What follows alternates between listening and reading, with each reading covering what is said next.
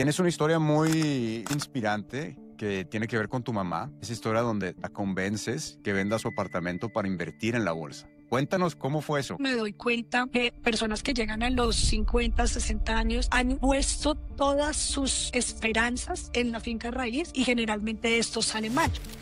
Háblame del Bitcoin. ¿Cómo ves el Bitcoin? Yo soy de las personas que habla de Bitcoin a un costo de $1 millón. Creo que es un constructor de riqueza que todo el mundo debería entrar. Mucha gente que conozco me dice, no, es que el Bitcoin no es para mí. O el Bitcoin es una estafa. Yo me demoré mucho en entender que era más importante ser consistente y disciplinado que buscar ese santo grial de las inversiones. Más importante iniciar cuanto antes y generar ese efecto de interés compuesto. ¿Qué crees que son los puntos más importantes para convertirse en un gran inversionista? Yo creo que el primero es tener Inversión en bolsa o inmuebles. Si entiendes la liquidez, la respuesta se vuelve obvia. Y para aterrizarlo, me acompaña en el estudio Juliana Matiz, CEO y cofundadora de Investopi, academia que celebra 10 años formando a más de 250,000 estudiantes en bolsa y criptomonedas. Juliana es ingeniera financiera, inversionista y una de las primeras voces de cripto en la región. En este episodio ponemos números y estrategias sobre la mesa. Hablamos del papel que juega la liquidez en el mercado, la ruta del Bitcoin hacia el $1,000,000 y la estrategia número 1 para empezar a invertir. Juliana nos comparte su historia más personal, cuando ayudó a su mamá a vender su casa y retirarse con la bolsa. Quédate hasta el final, donde Juliana aterriza toda la estrategia y nos comparte cómo ejecutarla. Arrancamos. Juliana, te quiero dar la bienvenida a este episodio de Inversor Compuesto. ¿Cómo estás? muy bien, Alfonso, muchas gracias. Juliana, para los que nos están escuchando, ¿cuál es el mensaje principal que intentas transmitir y qué crees que se llevará la audiencia al escuchar este episodio? Dos cosas fundamentales. Lo primero es que las finanzas y las inversiones son personales y que hay que aprender mucho para ajustarlo a nuestras propias metas. Lo segundo es que todos hacemos muchas cosas por dinero, pero no todo se trata de dinero y al final la libertad financiera y todo lo que hacemos se traduce a calidad de vida. Totalmente. Cuéntanos cómo nace Investopi y cuál fue la chispa que te motivó a fundar una academia de educación financiera en Latinoamérica. Es una necesidad personal, tal cual. Yo inicié invirtiendo más o menos en el 2007, siendo menor de edad, muy joven, y duré muchos años como buscando diferentes herramientas, leyendo. Yo soy muy juiciosa o muy nerd, buscando, digamos, como el contenido que había disponible. Y pasaron muchos años en que yo empecé a profesionalizarme, en el que empecé a explorar, y llegó un momento en el que me di cuenta que las herramientas eran bien pocas. Estamos hablando de un momento tipo 2010, 2011, yo ya había tomado lo que estaba a mi disposición, pero en ese momento era todo muy sofisticado, muy diseñado para un inversionista como que quería ser profesional, que quería gestionar fondos y este tipo de cosas, pero no habían muchas herramientas para una persona normal, con poco capital. A medida que yo fui evolucionando y aprendiendo, pues, empecé a encontrarme muchas personas que me decían, enséñame. Y yo empecé a enseñar, incluso en la universidad, y llegó un momento que dije, esto tenemos que hacerlo de manera virtual, abrirlo a habla hispana, porque ese problema no solo está en Colombia, está en México, está en Perú, está en Ecuador, y así empecé por Skype, básicamente. Me encanta la misión que tienes porque es muy cierto lo que dices, o sea, nadie nos está enseñando esto. ¿Por qué? Porque estamos en un sistema que no quiere que aprendamos estas cosas. Nos quieren tener, pues ya sin sonar muy acá, muy dark, nos quieren tener esclavizados en el sistema, ¿no? No quieren que aprendamos cómo gestionar inversiones, mucho menos alcanzar libertad financiera, porque te desesclavizas del sistema, ¿no? Entonces, me encanta lo que estás haciendo.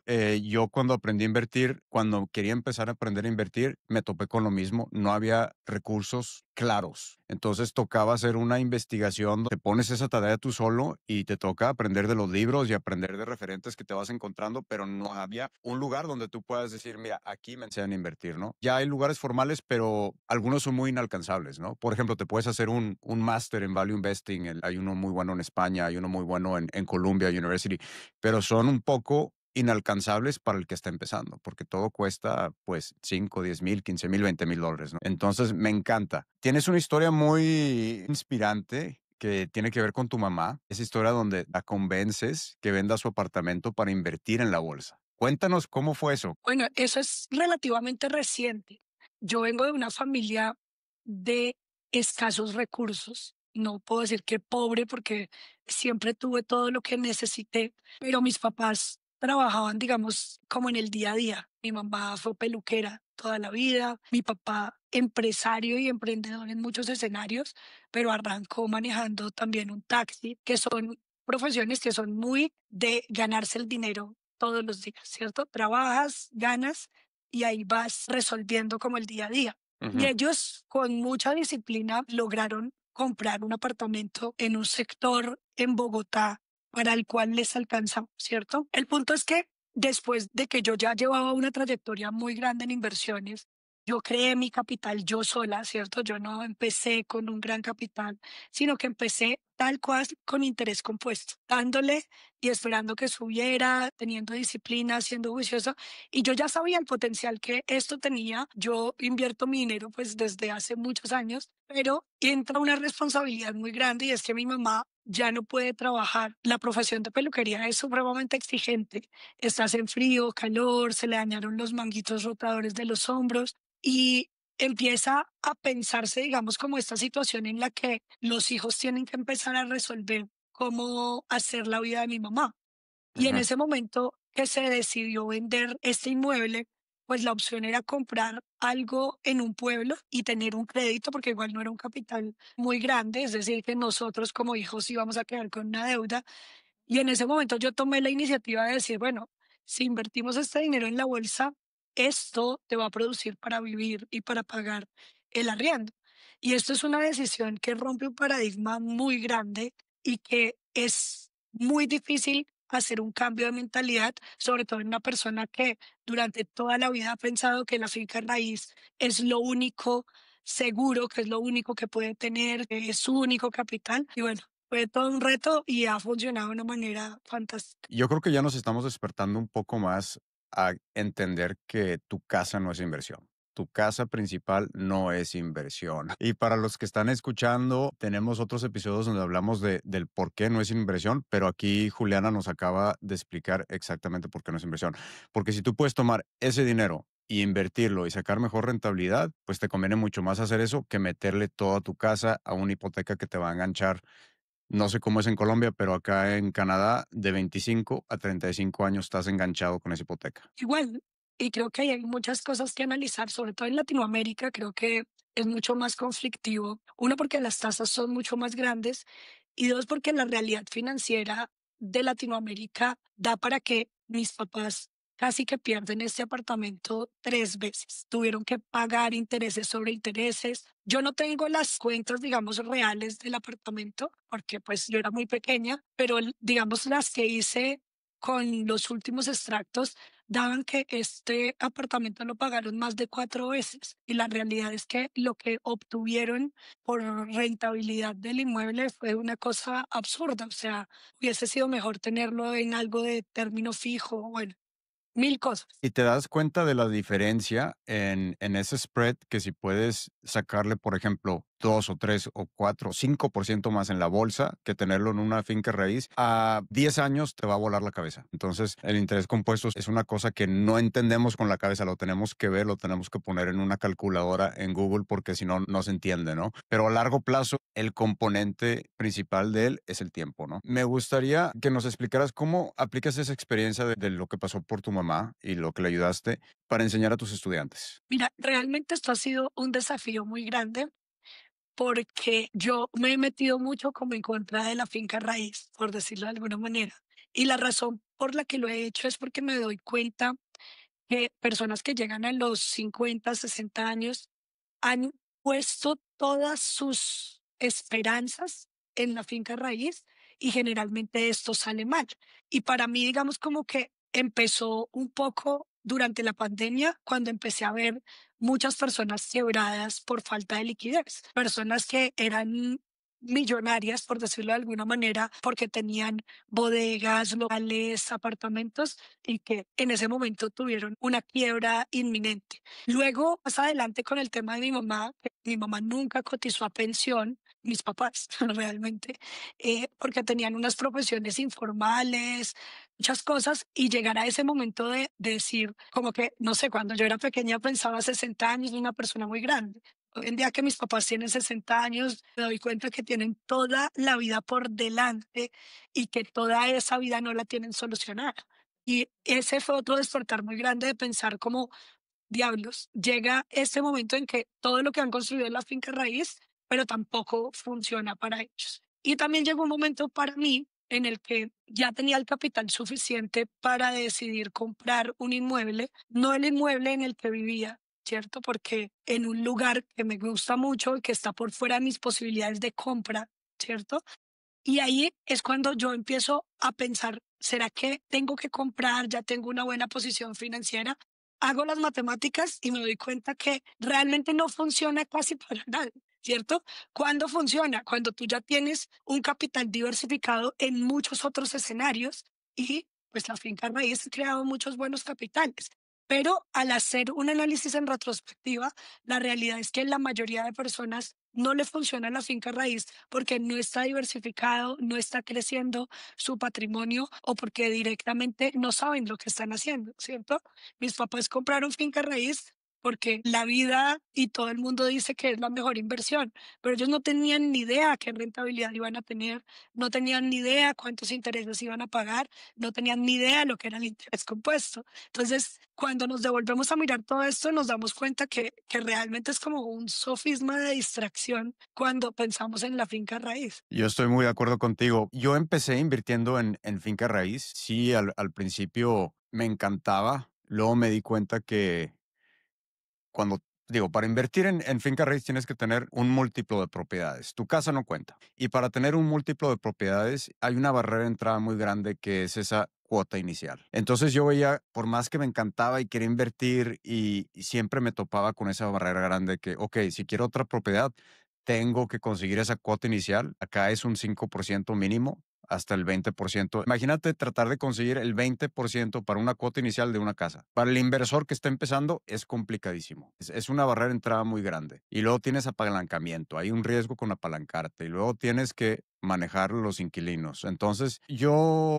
como inversor, yo también me alejé mucho de la finca raíz, entonces hablamos el mismo idioma. No estoy diciendo que sea mala inversión, no estoy diciendo que es la decisión para todos. Hay gente que le va muy bien, pero hay que saberlo hacer, hay que saberlo gestionar muy bien. Juliana, ¿cómo defines tú la riqueza? ¿Qué es la riqueza para ti? Ahorita Karol G sacó una canción que me encanta, que se llama Viajando por el Mundo y tiene la definición exacta y es como vivir despacio directamente. Y eso es como lo que yo busco también un poco con Investopi. Obviamente, cuando hablamos de inversión, hablamos de matemática, estadística, múltiplos que son exactos. Pero cuando hablamos de inversión desde la otra perspectiva, es calidad de vida. Y esa calidad de vida para todo el mundo tiene una definición muy diferente. Hay personas que es darle la educación a sus hijos, para otros es comprarle una casa a sus papás directamente y está perfecto.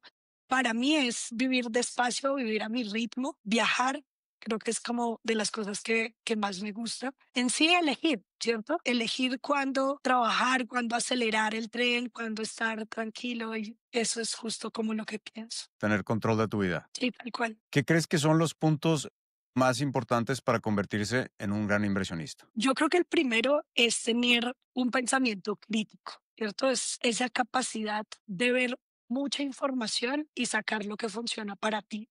Y de hecho yo creo que eso fue lo que me hizo a mí una gran inversionista. O sea, yo siento que hoy en día estamos en un momento en el que hay información en todo lado, ¿no? Tú ves un podcast y han pasado 5 personas que hablan de cosas diferentes, ves las noticias y aparece otra cosa, lees un libro y se contradice con el otro.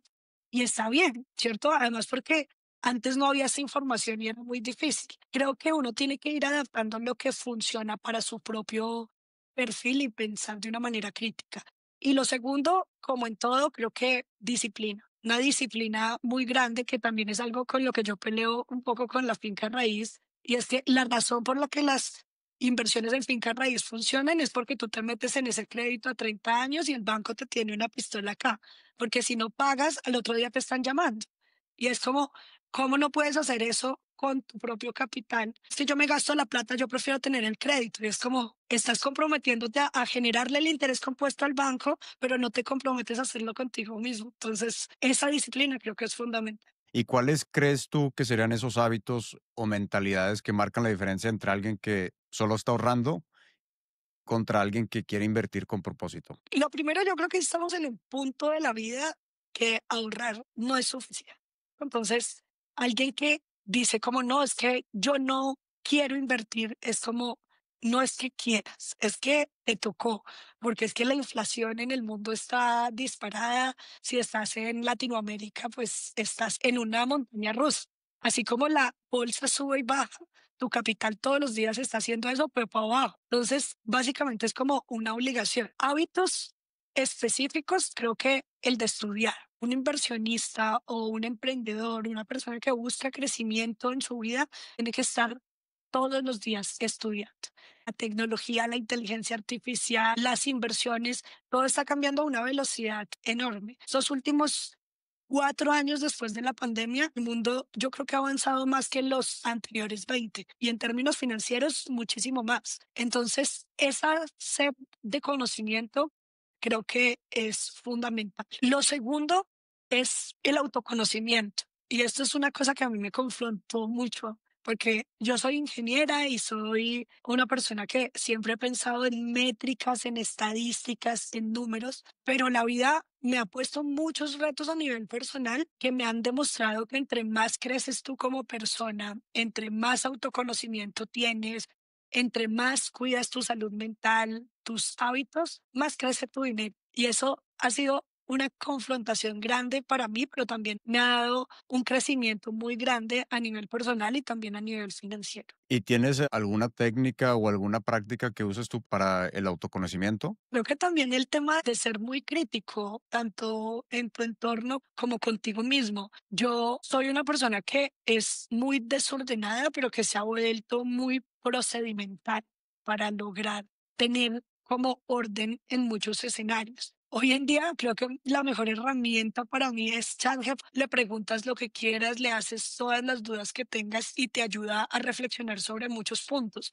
Pero así como yo leo los reportes de las empresas cada trimestre, hago lo mismo conmigo y lo hago en todos los escenarios. Antes solo lo hacía pensando como en la profesión, en el dinero. Hoy en día, cada trimestre voy viendo como en qué he avanzado en mis relaciones, cómo estoy físicamente, porque tuve muchos desbalances en mi vida que me alejaron justamente de lo que yo busco, que es tener calidad de vida. O sea, como quien dice, te desprendes un poquito de tu ego, ¿no? Y te ves como eres, ¿no? No como te sientes que eres, ¿no? Es súper importante, ¿no? El reflexionar quién eres, ¿no?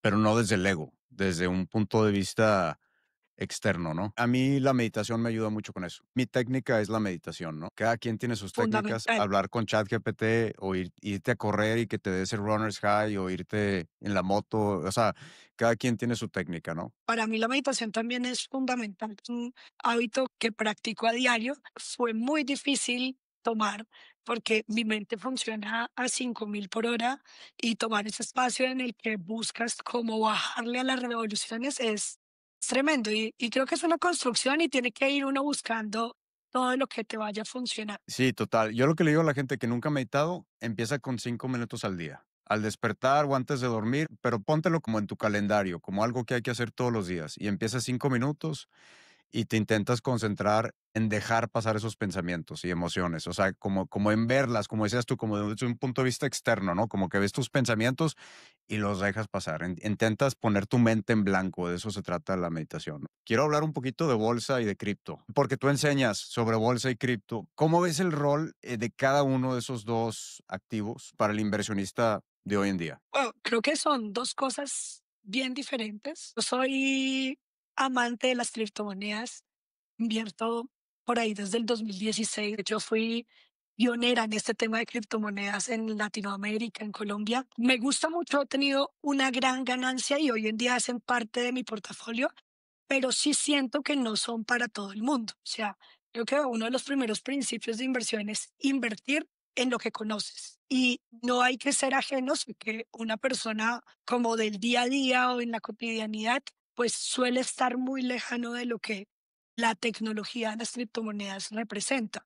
Entonces, creo que como oportunidad, y si uno está en el momento de su vida que quiere tomar un poco más de riesgos, estudiar como locos, porque hay que saber mucho alrededor de esto, creo que no puede estar por fuera de tu portafolio, ¿cierto? Pero si es una persona de pronto ya más entrada en edad o que no tiene disponibilidad para estudiar, creo que no debe caer en el FOMO de invertir porque todo el mundo lo está haciendo. Y pues en temas de bolsa, sí creo que es un mecanismo de crear riqueza muy óptimo. Y pienso que tú que, por ejemplo, te rehabilitaste de la finca raíz, por decirlo de alguna manera, cuando uno empieza a invertir en bolsa, empieza a pensar de una manera muy diferente, ¿no? Porque a mí me pasa todo el tiempo, yo voy de viaje y digo, ¿qué tal si compro un lote en la playa, hago un hotel, qué delicia? Y entonces mi mente siempre funciona en modo negocio y hago las cuentas mentalmente. Esto me costaría tanto, produciría tanto, necesito tantos empleados. Y luego digo, esto en bolsa me generaría muchísimo más con muchísimos menos problemas. Y me pasa en todos los escenarios. Entonces creo que es un constructor de riqueza que todo el mundo debería entrar, que los riesgos se minimizan con educación, que se adapta a cualquier perfil de inversión, al más conservador,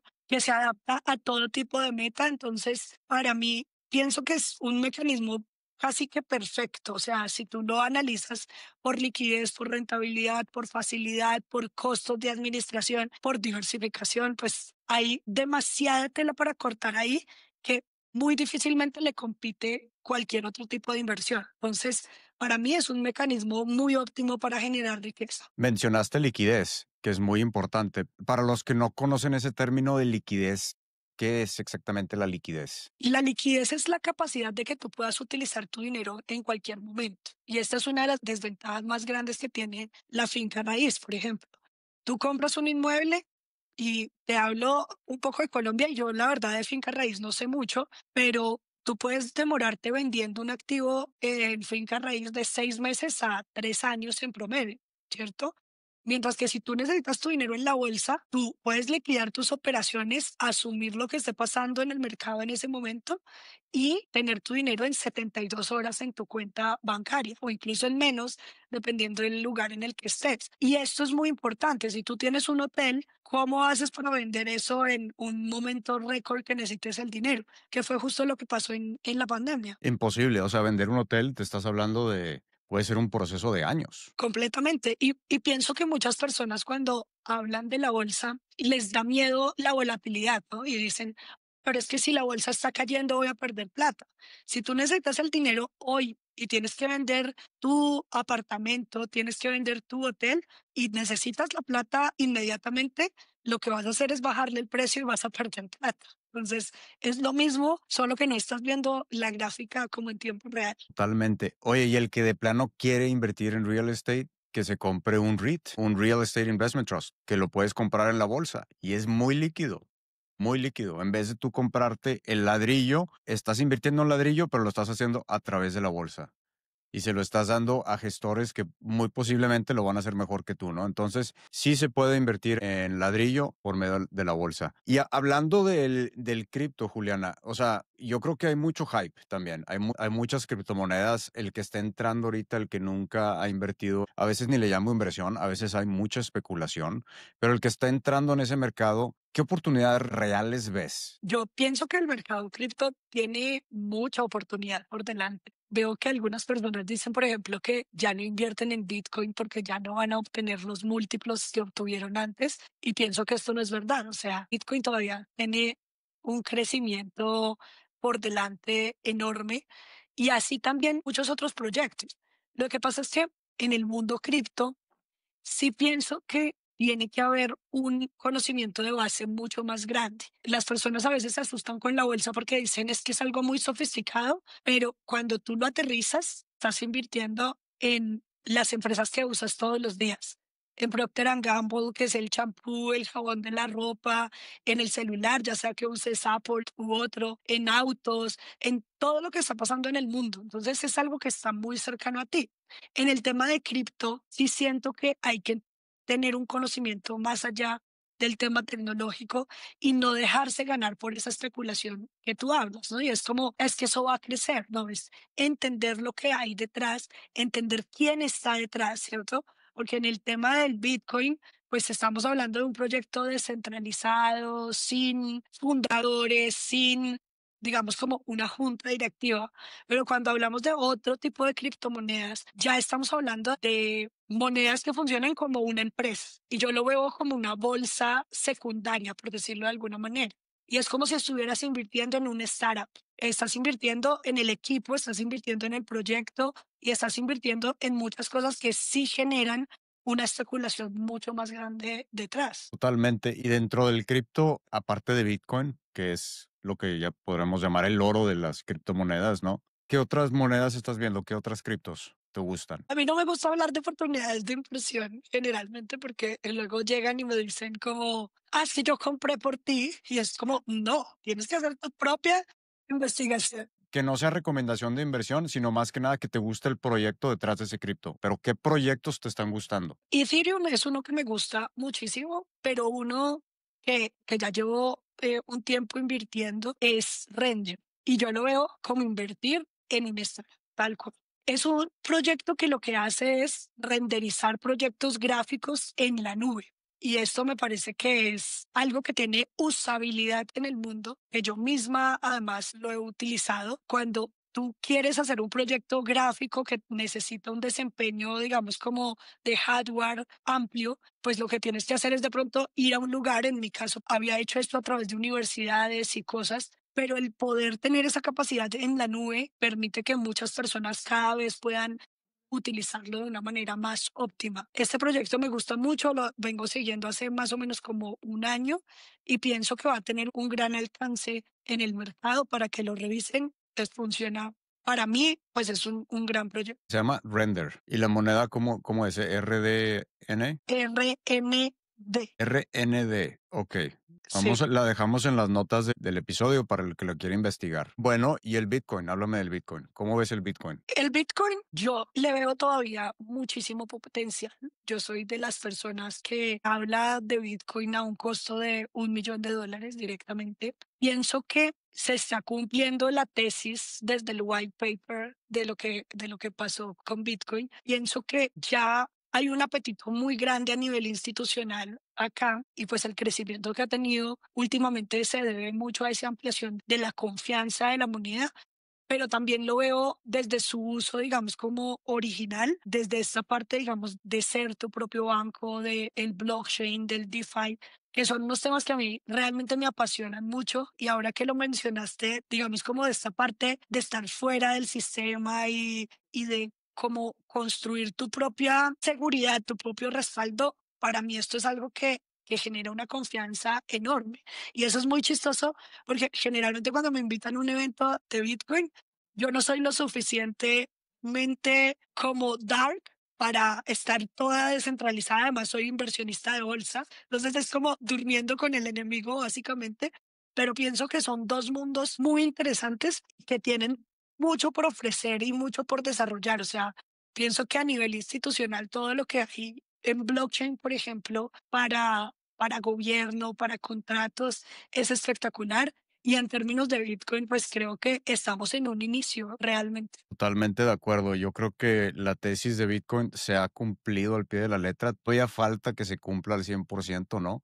Falta que lleguemos a los 21 millones de Bitcoin. Falta mucho tiempo. Entonces, yo lo veo también como una mega oportunidad. Yo empecé en Bitcoin en el 17 y el aprender de Bitcoin en realidad me abrió los ojos a mí muchísimo sobre la economía, sobre cómo funciona el dinero, cómo funciona la inflación y te lleva a un túnel medio oscurito, pero creo que es un túnel que hay que verlo desde un punto de vista muy crítico y te deja pensando mucho porque todo lo que conocías cambia, ¿no? Yo sí soy super dark y a mí el Bitcoin me abrió los ojos, o sea, te despierta totalmente. Y me gustan los dos mundos, o sea, realmente creo que lo que tú dices es muy cierto y es Todos en alguna parte de nuestra vida hemos tenido ese conflicto de ver que el sistema bancario básicamente muchas veces es nuestro enemigo, que el sistema tradicional nos mantiene como anclados y que no despierta como ese potencial que todo el mundo debería tener. Y el ver que hay un ecosistema en donde tú puedes desarrollar y desarrollarte de una manera como autónoma es muy interesante. No es para todo el mundo, pero creo que es algo que sin lugar a dudas vale la pena explorar. Totalmente. Y vale la pena nada más hasta investigarlo. Aunque no les guste el Bitcoin, mucha gente que conozco me dice, no, es que el Bitcoin no es para mí. O el Bitcoin es una estafa, pero nunca se han leído el white paper, ¿verdad? Entonces, Ujú. el Bitcoin te despierta. Y yo no creo que sean, o sea, yo creo que la bolsa y el Bitcoin no son dos mundos separados. Yo al revés, yo creo que se complementan. Al final del día, en la bolsa estás invirtiendo en negocios y el Bitcoin es un modelo para poder transaccionar directamente con el otro individuo, ¿no? Entonces se podrá calificar como dinero o como un estilo de oro, ¿verdad? Oro digital. Y es una manera de tú tener ese control de tu propio dinero, porque cuando estás usando dólares o pesos, ¿quién lo controla? El Banco Central, los gobiernos, ¿no? ¿Y qué pasa con la inflación? Que mucha gente no sabe qué es la inflación. La inflación es simplemente el Banco Central imprimiendo más dinero. Eso es la inflación. Es que todo está muy caro. Es que no es que todo está muy caro, es que tu dinero, tu poder adquisitivo está bajando porque están imprimiendo más dinero. Hay más dinero en el sistema. Hace que todo suba. Hablamos de muchas cosas, Bitcoin, bolsa, bienes raíces. ¿Cómo definirías tu estilo de inversión? O sea, ¿cuál es el estilo de Juliana? ¿Eres largo plazo, swing trading, value, growth? ¿Qué eres? De todo un poco. Mira, yo por formación hago value. Yo soy ingeniera financiera. Yo quería estudiar estadística, de hecho, y aunque no estudié estadística formalmente, pues he estudiado estadística toda mi vida. De hecho, es como una de mis obsesiones. Y esto lleva mucho a entender, digamos, como los múltiplos de las empresas. Y es algo que hago de manera consistente, buscar empresas por valores de libros, entender qué está pasando, pero en mi día a día tengo una parte que es a largo plazo, que es la que constituye, digamos, la creación de mi riqueza, por decirlo de alguna manera, y un porcentaje de mi portafolio que es de oportunidad, que lo hago con ya un poco más técnico y con opciones sobre acciones, que ya es, digamos, un poco más day trading, un poco más especulativo, pero que es donde yo he encontrado el mayor crecimiento de mi portafolio. Son técnicas ya más avanzadas, ¿no? De hecho, yo estoy aprendiendo cómo hacer opciones. Yo todavía ni siquiera sé cómo. Si pudiéramos, por ejemplo, dibujar un pie, ¿no? Un pastel de las inversiones de Juliana, de tu asset allocation, por ejemplo. En porcentajes, ¿cómo está dividido? O sea, ¿tienes cuánto en bolsa, cuánto en cripto, cuánto en opciones? Yo lo primero es que separé mis criptos de la bolsa por una razón, o sea, lo veo como dos tesis de inversión. Cuando yo empecé a invertir en cripto, lo que yo hacía es que cada vez que tenía una ganancia significativa, y en ese momento lo estaba haciendo por un 20, un 30%, tiraba una parte del capital y lo pasaba a bolsa. Y mi tesis de inversión en ese momento era que no iba a tener más del 20% en criptomonedas. Pero a medida que fue creciendo todo el tema de criptos, me di cuenta, uno, que tenía una rentabilidad mucho más grande y dos, que ese 20% se iba cumpliendo muy rápidamente. Se veían semanas en que ya se desproporcionaba. Entonces, yo lo que hice fue separar las cosas y no pensar como qué porcentaje de mi capital está en cripto, sino dejar ese capital en cripto. En los dos hago DCA, ¿cierto? Yo actualmente sigo invirtiendo todos los meses o cada vez que tengo dinero, creciendo en las dos carteras. En términos de bolsa, yo tengo el 50% a largo plazo y el 50% en opciones o en movimientos más de oportunidad y más especulativos. Ok.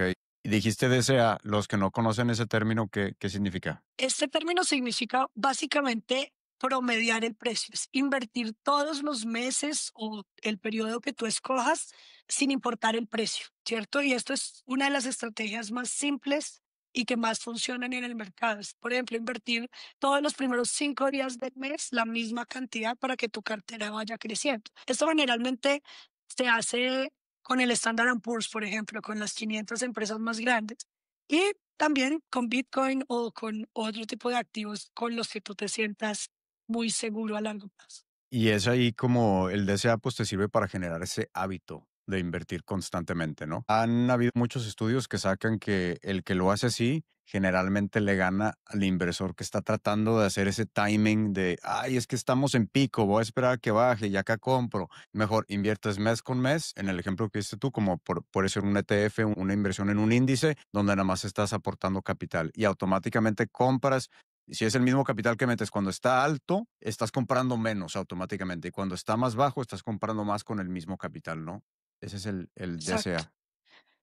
Y de hecho pienso que debería ser el primer paso de cualquier persona, empezar a hacer un ahorro todos los meses, ojalá en el Standard Poor's, en las 500 empresas más grandes, y esto va a generar tu capital, ese interés compuesto del que estamos hablando. Totalmente de acuerdo. A mí se me hace la mejor técnica para empezar a invertir sin saber invertir. Y Exacto. ya que estás en ese mundo, que estás invirtiendo con el DCA, ya si te quieres poner más las pilas, como dicen ustedes en Colombia, ahora sí te pones a estudiar cómo invertir y cómo gestionar acciones individuales y analizar empresas y todo eso, ¿no? Pero es un excelente... Y hay gente que ni siquiera se tiene que salir de ahí. Hay gente que puede ser inversionista con DCA, con puros índices toda la vida y le va a ir muy bien a largo plazo.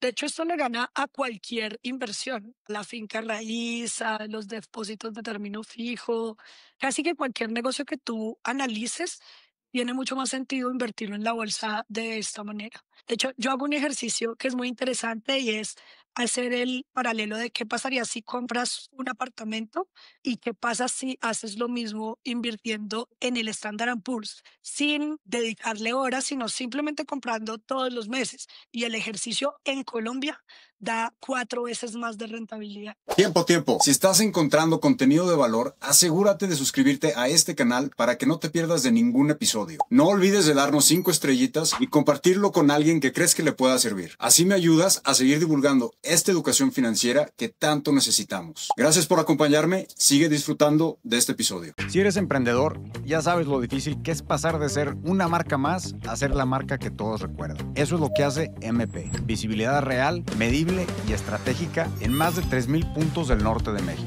Con 20 años de experiencia, saben exactamente cómo poner tu mensaje donde se vea. Muros, mupis, parabuses, pantallas digitales y hasta 3D. Tu producto ya es bueno, ahora es hora de que lo vea el mundo. Entra a mpweb.com, se escribe EMEPEWEB.com y lleva tu marca de local a la marca que todos recuerdan. Wow.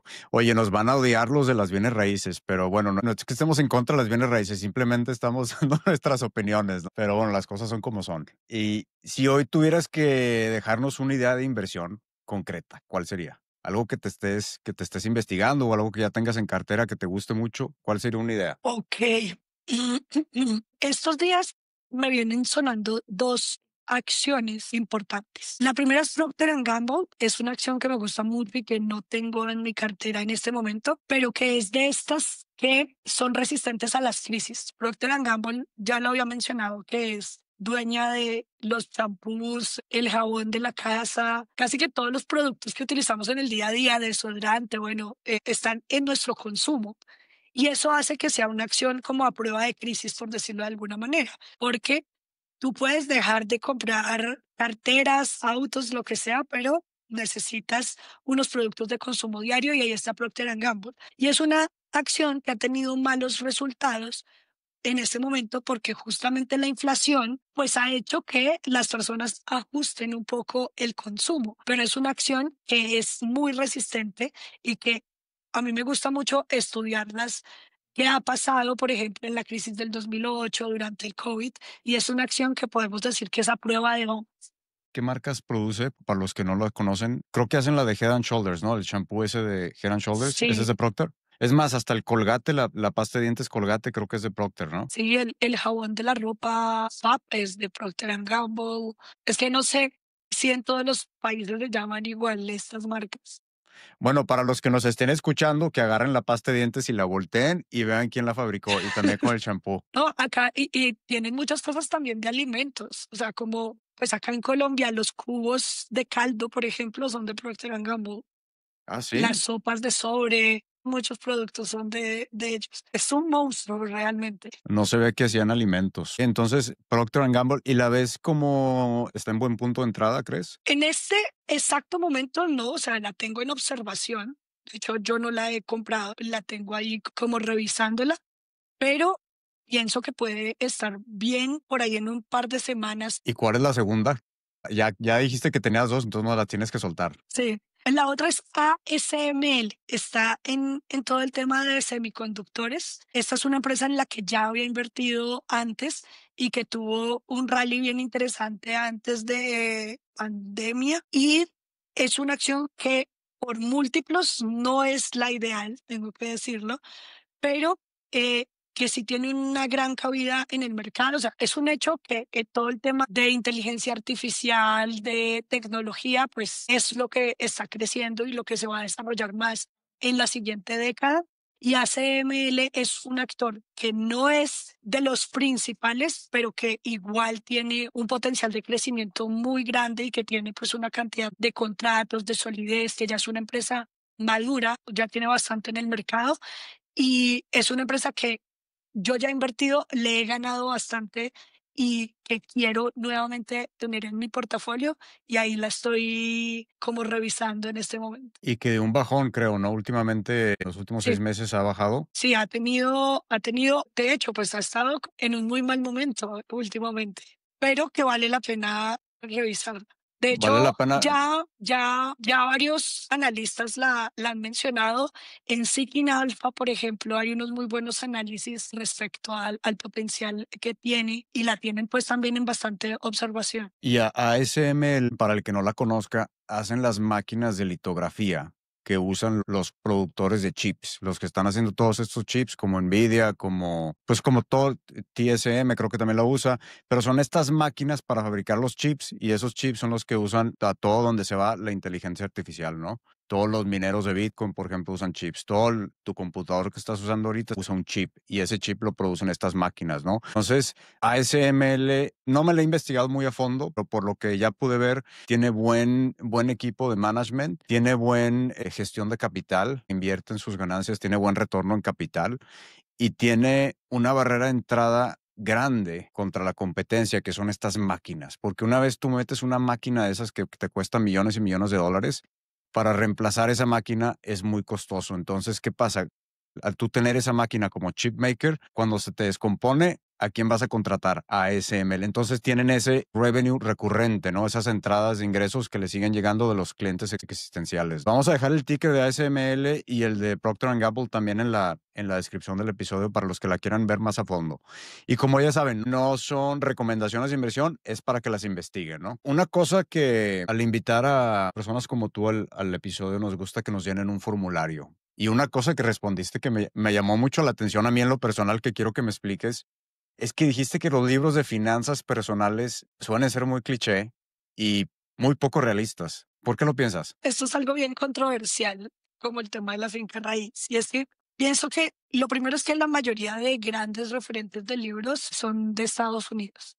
Y no es lo mismo el contexto latino que el contexto de Estados Unidos. Y pienso que parte de ser un buen inversionista, de tener unas buenas finanzas, parte de ser crítico justamente. Y las personas toman mucho estos libros como si fuera un manual, ¿cierto? Al que tienen que hacerle caso, pero cada persona tiene una meta diferente. Entonces hay que volcarse a pensar en hacer lo necesario y no lo pragmático o lo que está escrito. Entonces, siento que muchas personas pierden mucho tiempo buscando adaptarse a ese molde de las finanzas personales perfectas en las que tienes que gastar el 30% en tu inmueble o que tienes que ahorrar el 10% cuando la realidad se desemboca.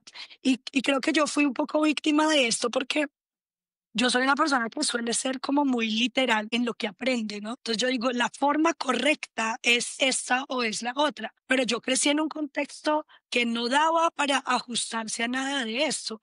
Tuve que pagar mi carrera universitaria mientras trabajaba porque no tenía dinero para estudiar. Ya empiezas, digamos, en un contexto en el que yo cumplí 18 años y estaba endeudada con lo que yo ganaba por 80 y tenía ya una deuda enorme con unos intereses enormes. Es como, pues este tema de romantizar a veces las finanzas personales hacen que tú te sientas como que estás mal y que estás fallando como al sistema y a lo que está bien, y pasa mucho tiempo antes de darte cuenta que la vida no funciona así para todo el mundo y que lo que hay que hacer es pensar en grande, que lo que hay que hacer es pensar en romper ese ciclo de pronto que traes de tu vida, de tu familia, para lograr tener un crecimiento exponencial. Porque, por ejemplo, en mi escenario, pues mis expectativas no eran nada realistas en ningún sentido. Sí, no, totalmente.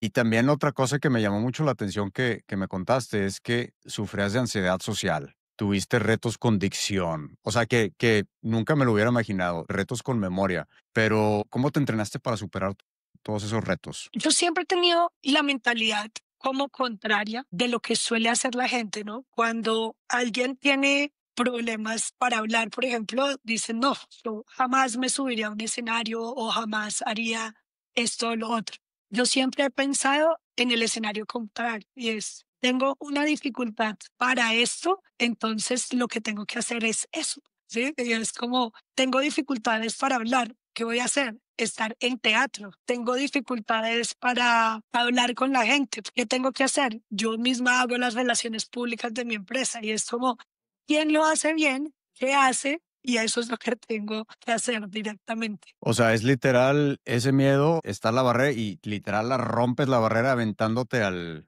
con todo, ¿no? Me encanta, ¿eh? Sí, Muchos deberíamos aprender de ti en eso, ¿no? Que a muchos de nosotros nos da miedo algo y nos congelamos. Y no podemos crecer por tener ese miedo, ese limitante, ¿no? porque miedo siempre va a haber. Bueno, ¿y qué le dirías a alguien que siente que tiene esas limitaciones que le impiden crecer? O sea, ¿qué le dirías? ¿Cuál es ese primer paso para quitarte esas limitaciones? Yo pienso que esto es como Alcohólicos Anónimos.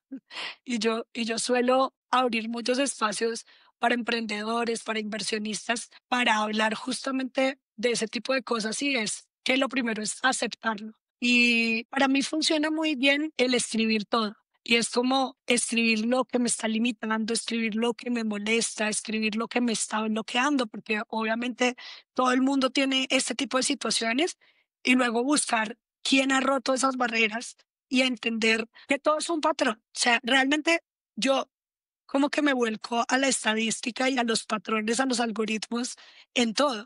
Y es como que las matemáticas no solo sirven para la bolsa o para la ingeniería o para este tipo de cosas. La vida es un algoritmo.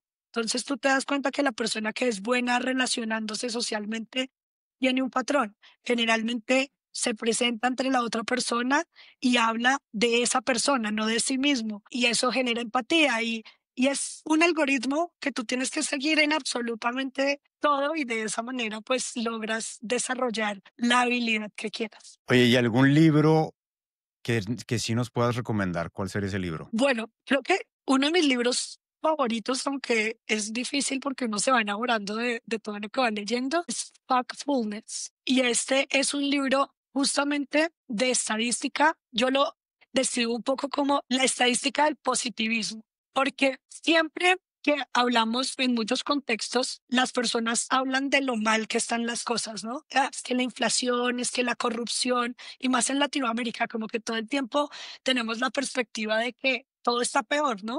Es que la calidad del aire, es que los niños se mueren de hambre, es que se roban la plata, y como que enfrentarte a esto te genera como un malestar muy grande, y esto pasa cuando estás viendo las noticias, etcétera. Pero este libro hace la estadística de cómo el mundo está mejorando todos los días. Cómo hace 20 años se morían miles y millones de niños por desnutrición, y cómo hoy en un país como Colombia, que es un país del tercer mundo con muchas problemáticas, la estadística está por debajo del 3%, cuando hace años era de dos dígitos muy fácilmente.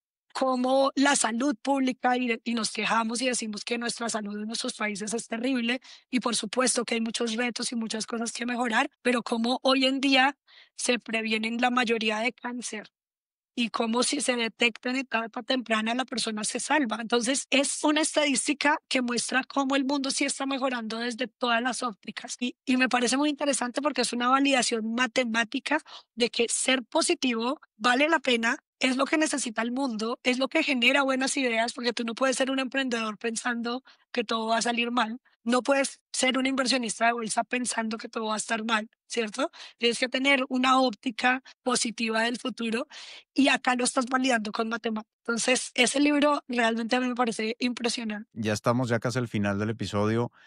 Si pudieras regresar al tiempo y toparte con esa Juliana de 18 años que estaba a punto de empezar a invertir o que estaba pensando en invertir, ¿qué consejo le darías? Pues pienso que muy guiado al tema del interés compuesto. Yo me demoré mucho en entender que era más importante ser consistente y disciplinado que buscar ese santo grial de las inversiones. Y al principio es más importante que tú inviertas lo que sea, $10, $20, vas a lograr mucho más que intentando duplicar tu capital con el algoritmo perfecto, con el backtesting, con la estrategia ganadora. Va a llegar el momento para eso, pero es más importante iniciar cuanto antes y generar ese efecto de interés compuesto. Y ese interés compuesto funciona no solo para las inversiones, sino también para la vida. Es cosechar esa paciencia de entender que el resultado en el gimnasio lo vas a ver en unos años, que para tu vida personal también, tus relaciones las vas construyendo.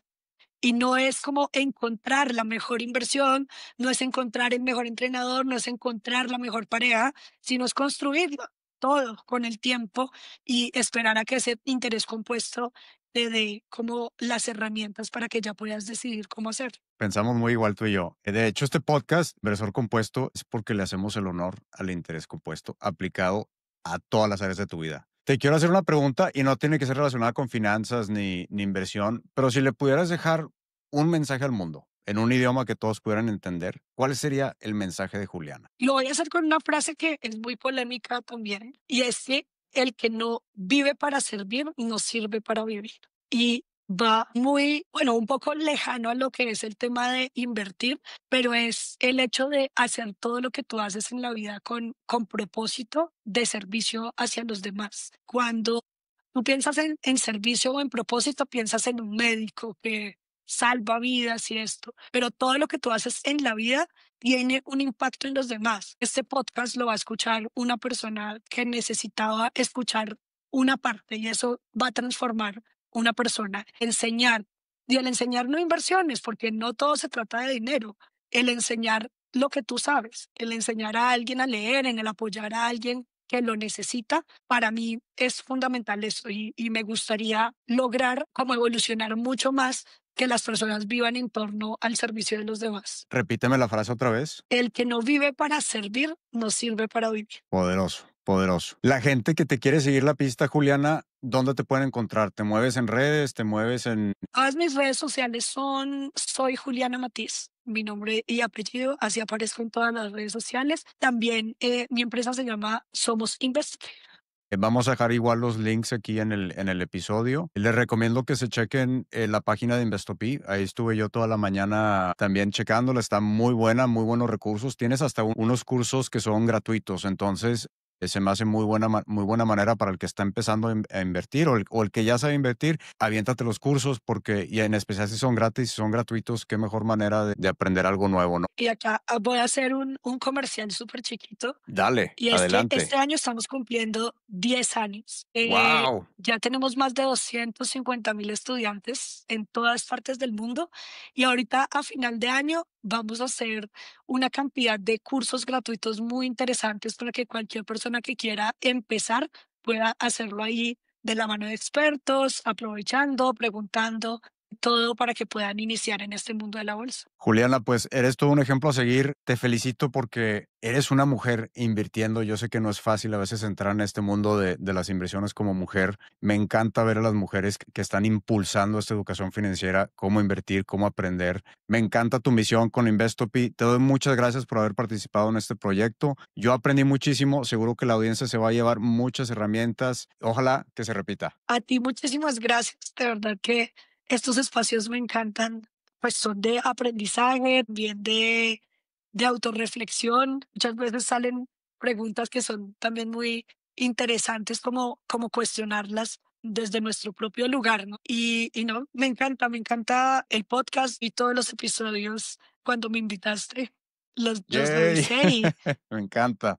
y sin lugar a duda creo que hace un gran cambio el hecho de ver tantas perspectivas diferentes. Bueno, Juliana, así nos despedimos. Que no se les olvide a los que nos están escuchando que las mujeres son mejores inversionistas. Ya lo he dicho. Nos vemos, Juliana, estamos en contacto. Muchísimas gracias. Si encontraste contenido de valor en este episodio, no olvides seguir el podcast y compartirlo con alguien que sepas que le pueda funcionar. Este realmente es un proyecto de pasión para mí. Te agradecería muchísimo si me ayudaras a divulgarlo. Esta conciencia financiera realmente la necesitamos todos. Este podcast es un espacio interactivo donde todos aprendemos. Te invito a que me dejes tus preguntas y comentarios acerca del episodio y en el siguiente episodio te las responderé. Soy tu host, Alfonso García. Muchas gracias por acompañarnos. Espero verte en el próximo episodio. El contenido de Inversor Compuesto es solo informativo y no constituye asesoramiento financiero, legal o de inversión. Toda inversión conlleva riesgos. Haz tu propia investigación y consulta con un profesional antes de tomar decisiones. Ni el anfitrión ni los invitados son responsables por las acciones derivadas de este contenido.